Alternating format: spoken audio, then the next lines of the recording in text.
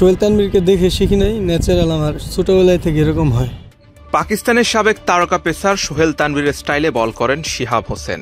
Cricket জীবনের শুরু থেকে এভাবে বল করেন, যদিও তখন তিনি জানতেন না এই স্টাইলে কোনো আন্তর্জাতিক বোলার বল করেন। তানভীরকে অনুকরণ নয়, ন্যাচারালভাবে হয়ে গেছে এরকম। 2023 সালে স্কুল ক্রিকেট টুর্নামেন্ট থেকে উঠে এসেছেন মানিকগঞ্জের এই পেসার। সেবার টুর্নামেন্টে সেরা একাদশে জায়গা করে নিয়ে স্কলারশিপও পেয়েছিলেন। বর্তমান অনূর্ধ্ব-19 দলের ক্রিকেটার তামিম জাওয়াদের সঙ্গে বয়সভিত্তিক দলে খেলেছিলেন। স্কুল টুর্নামেন্টে সেরা একাদশে জায়গা পেয়ে ওয়াইসিএলও ডাক পেয়েছিলেন। কিন্তু 2023 সালের ডিসেম্বরে ফার্স্ট ডিভিশন খেলতে গিয়ে ইনজুরিতে পড়লে আর খেলা হয়নি ওই টুর্নামেন্ট। চোটের কারণে বছরখানেক ক্রিকেট থেকে দূরে থাকতে হয়। এই দূরে থাকাটা তাকে অনেক দূরে নিয়ে গেছে। নইলে তামিমদের মতো শিহাবও এখন থাকতেন অনূর্ধ্ব-19 জাতীয় দলে।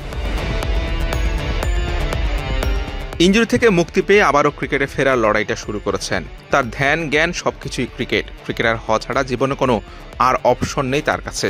নিজের স্বপ্ন পূরণে দৃঢ় প্রতিজ্ঞাবদ্ধ এই তরুণ পেসার। কামব্যাক করার জন্য আরও একটা সুযোগের অপেক্ষা। সুযোগ খুঁজে নিতে অংশ নিয়েছেন ট্যালেন্ট হান্ট স্বপ্নযাত্রায়। বিডি ক্রিক টাইমের মুখোমুখি হয়ে জানিয়েছেন তার উত্থান পতন এবং ফেরার লড়াইয়ের গল্প। সোহেল তানভীরের স্টাইলে বল করেন, এটা কি ক্রিকেট জীবনের শুরু থেকে নাকি একটা সময় পর? একদম ন্যাচারাল আমার। আমি সোহেল তানভীরকে দেখে শিখি নাই, ন্যাচারাল আমার ছোটবেলায় থেকে এরকম হয়। কিভাবে হলো এটা?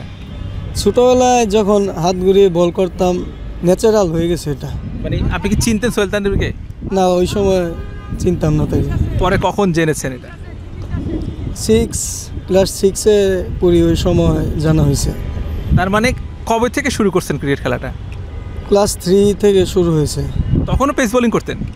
ওই সময় টেপ টেনিসে করতাম, ছোটোবেলায় থেকে আমি পেস বোলিং করতাম। আচ্ছা, এজ লেভেলে খেলেছেন কিনা জাতীয় পর্যায়ে? এজ লেভেল বলতে স্কুল টিমে ছিলাম, স্কলারশিপ পেয়েছি। আজিজুল তামিম ওরা ছিল এক ব্যাচেই। এরপরে আপনার 18 ডিভিশন ক্যাম্পে থেকে ইনজুরিতে পড়ি। ওই সময় প্রায় 12-13 মাসের একটা ইনজুরি ছিল।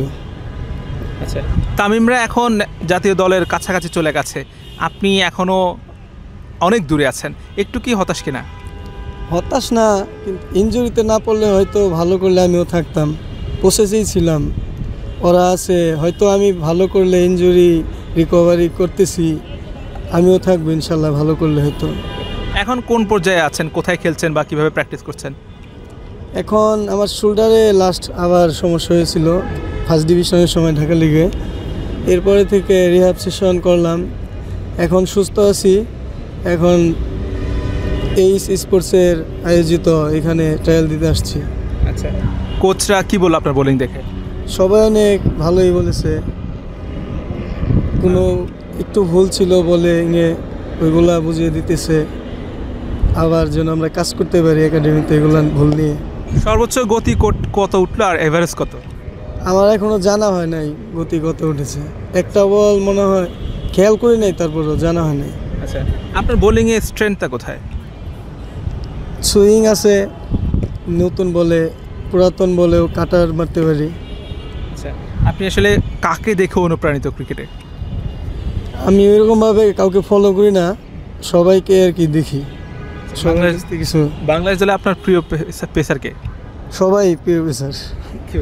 বিশেষ কেউ নাই? না, ওইরকমভাবে কাউকে ফলো করা হয় না। আচ্ছা, আর ওয়ার্ল্ড ক্রিকেটে কাউকে ফলো করি না, সবাইকে। প্রিয় ক্রিকেটার একজনও নেই?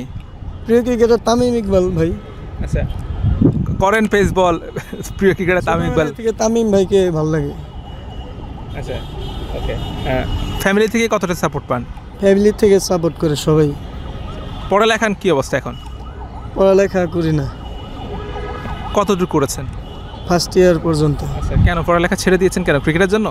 ক্রিকেটের খরচ চালাতে গিয়ে পড়ালেখার খরচ চালাতে পারতেছি না, এই জন্য। ক্রিকেটের খরচটা কীভাবে মেনটেন করেন?